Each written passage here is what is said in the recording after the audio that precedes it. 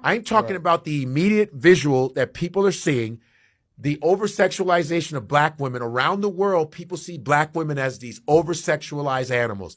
Black women have the highest degrees in America, but nobody fucking knows that and nobody believes it because of the Meg Thee Stallions, the Cardi B's, the fucking sexy reds. So they see you, and that's why they always, when they see you, they go, girl, and da. They don't see you as, wow, she's educated. Her sister's a surgeon, a spinal surgeon. Her sister is. They don't see all that. They just see you as, ooh, black girl, hair, eyelashes, attitude, and then a lot of you, listen, this is not everybody, but a lot of you are watching those reality shows where girls are calling each other bitches all day, loving hip hop, loving whatever the fuck. And then you want respect, but you are contributing to this bullshit.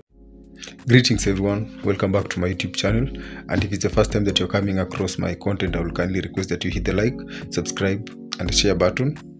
And to my returning subscribers, I'd also like to thank you and encourage you to interact with this video through liking, commenting and sharing. Kindly watch this video to the end. Where does the hypersexualization of women of color, specifically black women, come from? Welcome to Overlooked Stories, where I'm going to share with you stories that are often not talked about enough in the media, but are super important in understanding racial justice and society. So today, let's talk about the Jezebel stereotype. This is basically the stereotype that portrays black women as inherently sexual beings, inherently promiscuous beings, and inherently seductive beings. When European colonizers entered Africa, caricatures and stereotypes were used to justify exploitation, using it to view them as basically subordinate. And some stereotypes you see today, besides the Jezebel, are the mammy, which basically portrays black women as inherently unattractive. But really, this Jezebel stereotype was used to justify the rape of black women, but also seeing them as property. You see, white women, in contrast, at the time were viewed as pure and modest. And because enslaved women were property, they could basically be raped and it would not be illegal. And here's a quote that an enslaved woman said at the time, where she said, "When he make me follow him into the bush, what use me to tell him no? He have strength to make me." And this just goes to show the authority and power that slave owners had at the time and how dehumanizing it was for women especially. This actually contrasted a lot to the ways in which black men were treated if they were to show interest in white women or if they were to rape a white woman, where as a result they would be hanged, castrated, or both. European travelers misinterpreted African culture and African ways of life as inherently sexual, as they saw polygamy, semi-nudity, and dance as proof of sexual excess. In fact, a writer and explorer named William Bosman described African women as fiery and so much hotter than the men. After slavery, the Jezebel stereotype lived on through Jim Crow era imagery, including postcards, ashtrays, and swizzle sticks, and cinema and media that sexualized black women. In this one, the woman is really depicted as inherently sexual, as you can see over here, and it's just dehumanizing as well, because you can tell that she is supposed to be depicted as a young girl. Some movies that are considered the pinnacle of this is The Birth of a Nation, and these were called the blaxploitation films, again, that portrayed black women as rebellious but inherently sexualized. Today, the sexual commodification of black women is very, very apparent in music videos, here's a couple, in urban films, and especially in pornography. What makes me so upset about this is that black women, because of these stereotypes, are in some ways still eroded from the right to bodily autonomy and the right to actually view their sensuality as a power, because it is often weaponized because of the stereotype over the years. And especially when it comes to victims of sexual violence, it also limits how society treats black women, especially legally when it comes to these types of cases. Women of color were made other and alienated from the universal ideas of womanhood that applied to white women, including purity and modesty. This is why it's so important to understand this history, because you can actively see how certain media forms are perpetuating the same stereotype that continues to harm the treatment and the respect for communities of color. So next time you see media or social narratives about women of color, here's some I still see today. Ask yourself, who benefits from this portrayal and who is denied their full humanity?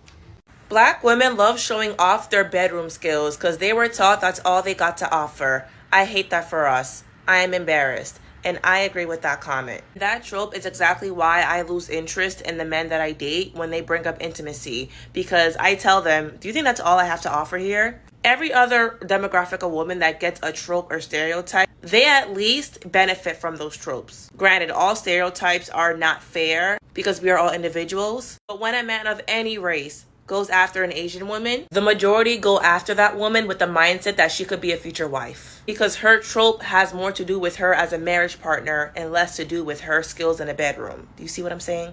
Even if that stereotype that is placed upon her is not factual and she knows that's not her, men will still go after her because she has a good connotation as a woman and as a partner, not as a sexual deviant. My best friend is a gay man, right? And he is an Asian man. And even he gets stereotyped by men for fitting into a certain trope. But at least in his case, and he knows I'm talking about this, it's fine. At least in his case, when a man gets to know him and he is the opposite of that stereotype, it makes them like him even more. They were intrigued by him because he has a good connotation as a partner. And when they see he's an individual, they are more thrilled by that as well.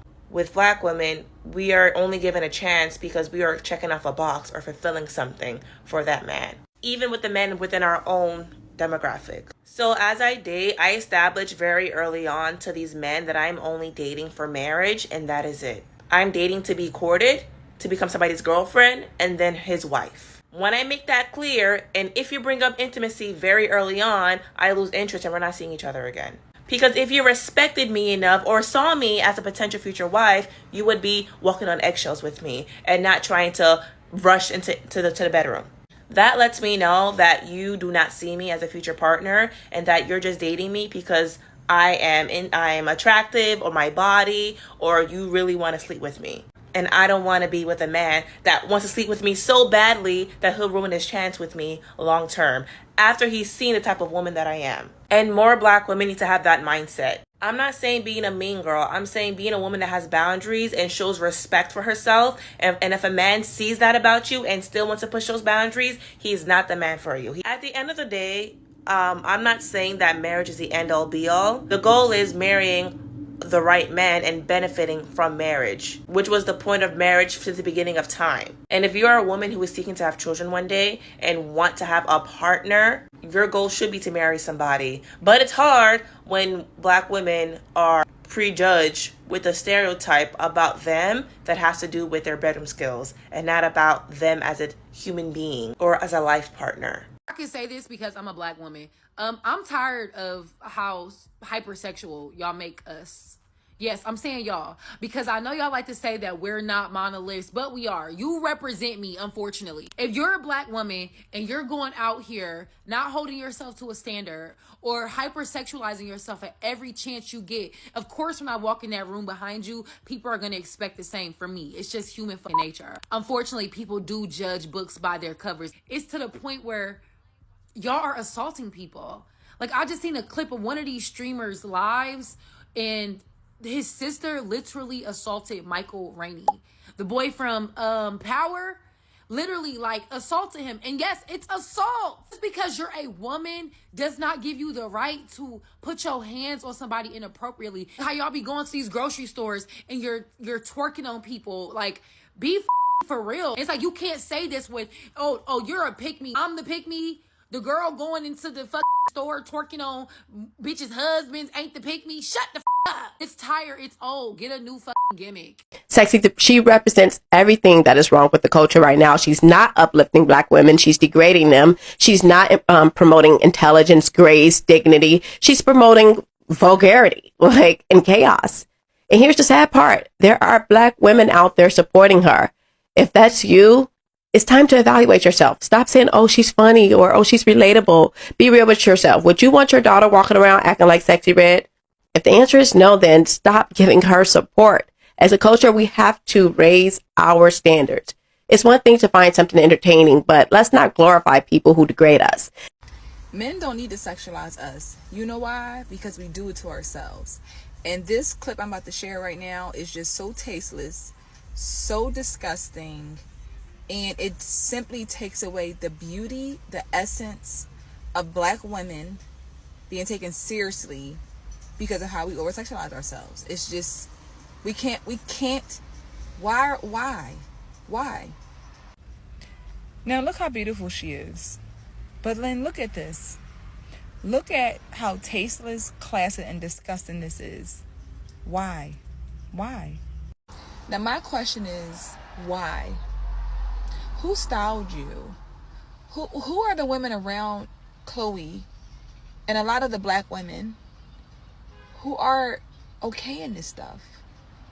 What is the need to have your like the crack of your behind is split open in the dress?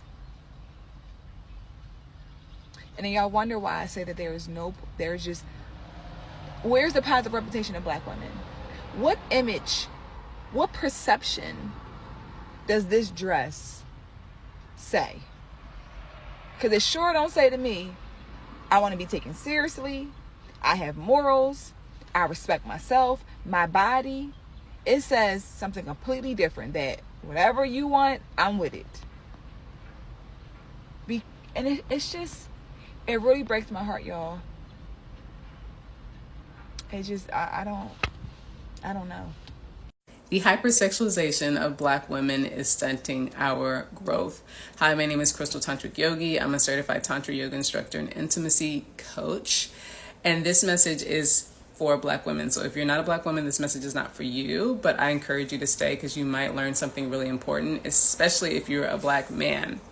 Yesterday, I posted a video about using your sexual energy to transform and heal and expand your consciousness, especially for Black women, relating it to Kundalini energy and having good pussy. And women really resonated with that, especially when I was talking about energetic big O's. And sometimes when you're feeling that arousal, that it's related more to healing in the Kundalini energy than it is anything else. And a lot of women are interested in learning how to alchemize their sexual energy into something more expansive and spiritual. However, Black women in particular have a really tough time really diving deep into this information because you have to practice radical self-acceptance, especially when it comes to your eroticism, and especially when it comes to just like accepting your most authentic self completely uninhibited, because that's what Kundalini energy does. It removes inhibitions, and most women, Black women in particular, are always running away from stereotypes, whether it's the Black baby mama stereotype, the independent woman, the angry Black woman, the gold digger, the thought. And we perpetuate those stereotypes by running away from them and then projecting those onto other women if they don't meet the European standard of living, meaning that you're college educated, you have a hyper-masculine husband, and you have 2.5 kids and a dog. Black women in general are still using that as a standard for being happy or valuing their self-worth, when the reality is it's an illusion and it's a social construct that is not necessarily innate to who we are or our spiritual experiences or the things that are going to evolve us. If you want the house and the kids and the dogs and the marriage, that is fine. I've had that before, and I would love to have it again on some type of level, but not in the way that Europeans have presented it to us.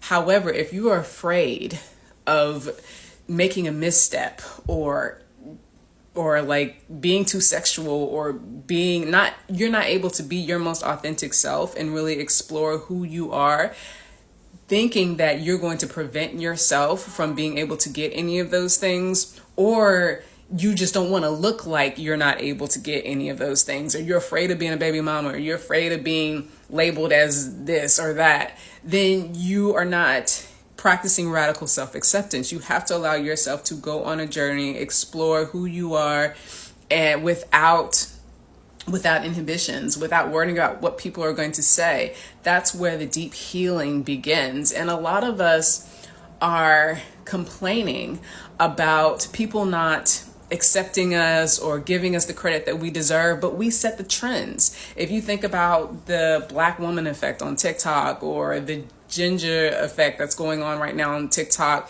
or just our bodies. Sarah Bartman, you know, if you know about her story, everybody wants to look like us. We set the trends. People want to dance like us. People want to sing like this, like us. We literally are every woman. We birth every ethnicity, every race that exists. We set the trends. This is not a socio-economic warfare. This is a spiritual warfare. When women stand up and start to really radically, Black women start to really radically accept themselves, then that's when things will change in our favor. Nobody's coming to save us. We have to save ourselves. And it starts with releasing all inhibitions and saying, I don't give a fuck. You know, I'm going to live my life and I'm going to go on my journey and I'm going to do whatever it takes to learn what I need to learn and heal however I need to heal. If that means running through the forest naked, if that means twerking to every song, if it means touching yourself, if it means exploring. And a lot of women are afraid that you're gonna run off the cliff because you explore your sexuality and you do things that your auntie and your mom told you not to do. But we are the most spiritually rooted people in the world. It's why we have the effect that we have. Again, this is a spiritual warfare. This is not a physical warfare. Nothing moves unless Black women make it move or force it to move. Like, it's our energy. And this is why during colonization, they made sure that they took that power away from us. Our creative life force, our sexual energy really is everything. We are the sexiest women, the curves, the lips, the butt, all of that. And it's not just that, it's our energy, it's our soul, it's our rhythm. It's all of those things that make us magnetizing. It's our creative life force. And a lot of women have not fully embraced that. They don't understand that. And a lot of it is because we've just been brainwashed.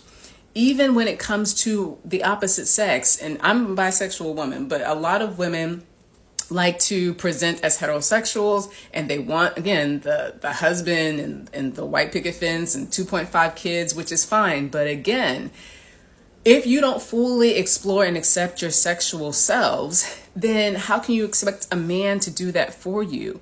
How can you expect a man to love you if you're not fully accepting yourself when it comes to romantic relationships? A lot of women, Black women, think there's a lack of Black men out there for them, but they see that you don't fully embrace yourselves. They see you don't fully embrace your sexual selves. We talk about men not really loving, you know, our natural Afrocentric ways, and that when they get money, they want a light-skinned girl or they want a white girl. But who taught them not to love themselves? Their mothers. There is a mother wound in our community. Only mothers can change that. You have to teach your child to love themselves. How do they do that? They see you love yourselves. They see you wear your hair. They see you embrace your nose and your full lips. They see you embrace your body and love it authentically and not waiting for a man to validate that for you. It's a mother wound. Now, I could go on and on about this topic, but hopefully I've said enough. And I hope this doesn't come off as like I am trying to beat anybody down or make them feel bad, because I've been there too. I've just had the courage to go through the full journey. And so now I see all of this so clearly. We are the people that we've been waiting on, but it takes us as a collective shifting. This comment raises such an important topic about dating as a Black woman that I want to address. This comment is a reply to a video I made where I said, when a man compliments my intelligence, I know that I lost him. If it's a first date or I'm getting to know a man, when he addresses how smart I am or how I think, I know he's not into me anymore. Her comment says, from what I gathered from this, and I don't think your vibe, energy, aura gives a fun, flirty girl. It probably gives that he's talking to a colleague. Be more fun, flirty, etc. And I actually absolutely agree with her. Maybe I don't come off as fun, flirty girl to a lot of these men. But in all honesty, I'm tired of being the hypersexualized, fun, flirty thrill of a Black woman. I want a man that sees my intellect, a man that sees me for who I am as a person, and takes me seriously as a potential woman that he would court, to date, to marry. It was so much easier to have men stay when I didn't give a hell about their perception of me, when all I was to them was a fun, flirty thrill girl that he can go out and take on trips and sleep with. And all that is fun, but as I'm getting older, I'm in my mid to late 20s, especially as a black woman that dates outside of my race. Like I'm open to dating different races. I'm trying to avoid men that only see me as a fun girl. I'm only on this date with him because he sees me as a woman to have a thrill with. I don't want that. And I'm tired of going on dating apps and these men have no respect and are just talking sexual with me. Because if I was a woman, these men who claim they're dating for long term, they want to marry, they're ready to settle down, they would not talk sideways with these women. They don't talk sideways with these women. Come to a black woman and they feel like they can say whatever they want to you. They can push boundaries, they can test the waters. Because in his head, he's put a category of who he wants to talk to date with intention and who he wants to just have XEX with. You raise a good point. There does need to be a balance between fun flirty and seriousness. But I think I'm just exhausted at always being that fun girl. And I'm like, I'm a fun, sweet, nice person. But we're on this date. Let's have a deeper conversation. And not talk about intimacy. Not talk about what I've done in the bedroom. That's disrespectful to me. And I'm sorry if that's not fun, flirty girl to you, sir. But I'm not the one. Men take them seriously. When these girls say I'm ready to get married, they're going to find a man that's going to find their marriage material.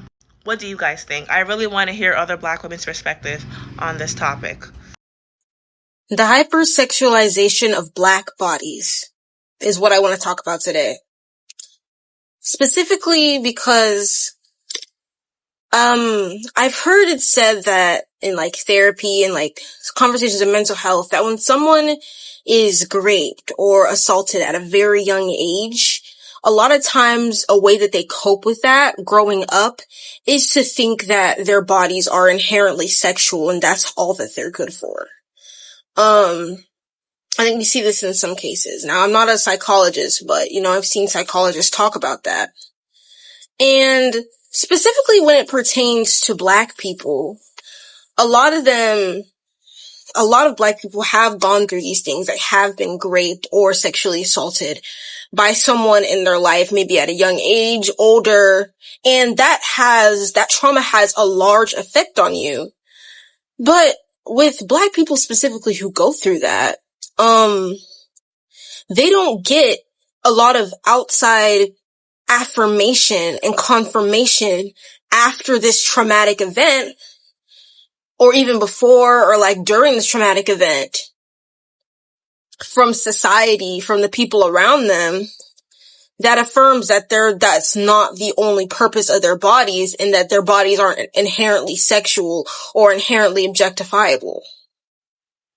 A lot of times, society, media, teaches black women and black men, black girls, black boys, that their bodies only have value when it comes to athletics or sexual pleasure or any of these things, right? They're not taught that their bodies can be more than just a sexual object. And they're objectified and dehumanized constantly in this way. And in a lot of portrayals of black people in media, there's always some sort of thing that objectifies and dehumanizes them, right? So if someone experiences trauma, but then instead of having people to affirm them and to teach them and to unlearn these things they learned through that trauma, a lot of times through media, through the people in their lives, they're just getting further objectified, further sexualized, and further taught that their bodies are not of value and that they are not of value besides inherent sexual appeal that is forced upon them. Because in slavery, black people's bodies were used against them, not just for toil and physical labor, but also sexually, physically. They were dehumanized and treated like animals, treated as if they didn't have a soul, treated as if they were nothing more than a mule. And I think before, I don't know exactly who it was, but like, I think this black female celebrity or singer or something was talking about how maybe she discussed in like a song or in an interview, like how she struggled to like cope with the fact that like she was used for like sex appeal and like how she had to be sexual to succeed. And I don't know. I think I'm remembering wrongly. I think it was someone else. I don't know, even know if they were black, but when it comes to like, I'm gonna just say black female celebrities, but this applies to all black people. You see, most of the black female celebrities who are extremely popular and have achieved a very, very high level of success, they've had to utilize their sexual appeal outwardly a lot. And they've had to display their bodies and dress scantily and dress in these ways in order to be successful and in order to achieve the level of success that they have. Because you see, in more recent times, black female singers, especially singers or rappers, the ones who don't show a lot of skin, who don't have this sort of aesthetic, don't tend to reach the same level of success as ones who do. Because the system is built off of objectifying and dehumanizing black people. And specifically in rap and in R&B and in hip hop and in music, black women's bodies are a form of currency. And to pay your way into success and fame, you have to show your body. You have to shake it. You have to get naked. You have to do these things to be successful. And it reminds me of how black people were in slavery. Their physical labor wasn't enough. The mental torture they went through wasn't enough. Being dragged away from their homes wasn't enough. They also were raped. They also were dehumanized. They also were whipped. Because it wasn't enough for them just to work. They had to use their bodies and use them as currency in order to keep them down, in order to keep them lower, and to make them experience this pain. Well, in this episode today, we are seeing a rather sensitive topic that has been there since time immemorial in the United States, and that is the hypersexualization of the black woman.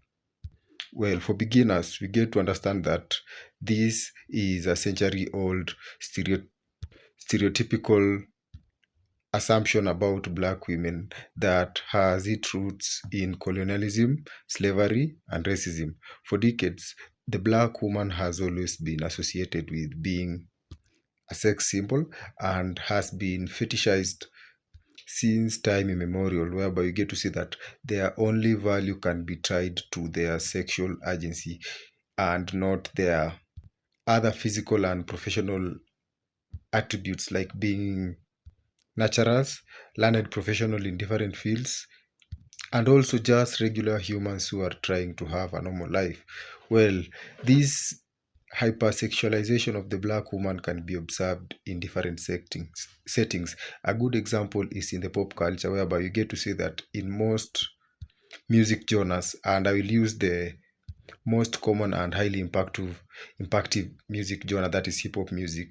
We see that every black woman artist who tries to be successful in the field has and will always be overtly pushed to be presented in a rather sexual way.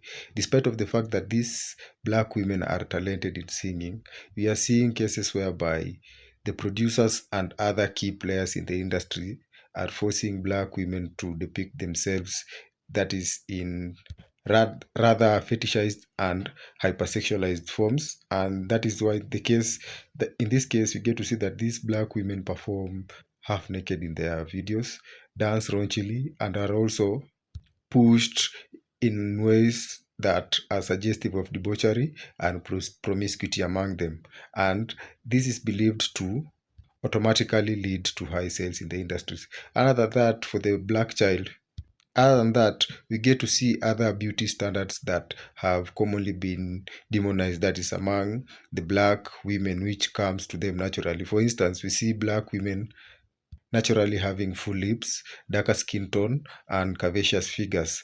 These are fetishized and the most hypersexualized attributes among the black women, which is actually demonized to them for it's coming naturally to them. Otherwise, for non-blacks, we are seeing that getting these features is most often celebrated, that is through surgery, tanning, and also other expensive cosmetic procedures that we get to see these non-black women trying to acquire, that is in order for them to have these attributes that black women are naturally born with, and to them this is celebrated, while for the black women who have these features naturally, they are demonized, fetishized, and only viewed as sexual objects.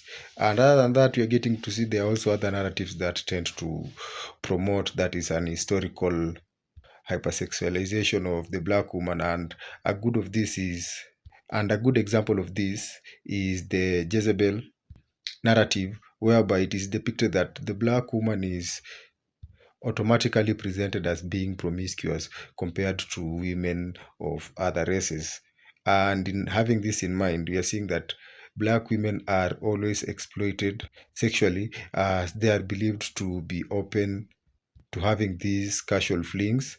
And this goes back to the colonial slavery era, whereby you get to see that most black women were mostly sexually abused by their plantation owners, and this narrative has always been kept to this date, whereby black women are being presented as being promiscuous solely based on their skin color, their curvaceous figures, and their full lips. These beauty standards has totally blocked the current community from seeing them beyond these beauty standards, compared to the white counterparts, whereby they are usually presented as being fragile and innocent, and hence naturally appear to be less promiscuous. However, this is not always the case. These are just but some of the reasons that we get to see about the black woman being hypersexualized. And if you've watched the rest of this video, you have also gotten the chance to see what other individuals have shared or have put across regarding this. And I hope that you get to learn and also like this episode. Thank you once again for watching to this end. See you in the next episode, and kindly still don't forget to hit the like, subscribe, and the share button.